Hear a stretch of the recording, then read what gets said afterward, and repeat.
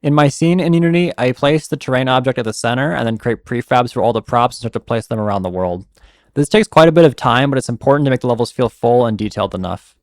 Most objects get marked as a ground and static layer and get a mesh collider to let the player walk on them. Some objects, like tree leaves, need a special shader, and others, like the windmill fan, are moving objects and have to be marked as dynamic and made to spin. I also add various particle effects where I want them, such as the green particles coming off the soul pillar and the underworld map. Next, I light the map, using torches with baked point lights for most of the scene and setting the sun to be a mixed light, allowing some dynamic objects on the farm map to cast shadows. Originally, I was placing light probes by hand, but it was so time consuming that I actually bought a light probe generator called Auto Probe Generator from the asset store, which has worked really well, and I highly recommend it for anyone using baked lighting in a version of Unity prior to Unity 6.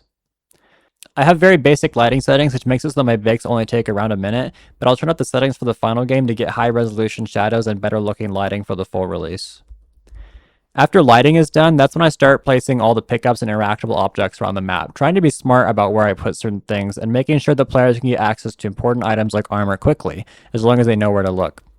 It's somewhat difficult to place objects in an interesting way right now since I have a very small number of objects to work with, but as I continue to add new weapons and power-ups, I'll be able to create more interesting layouts and each map will gain its own identity.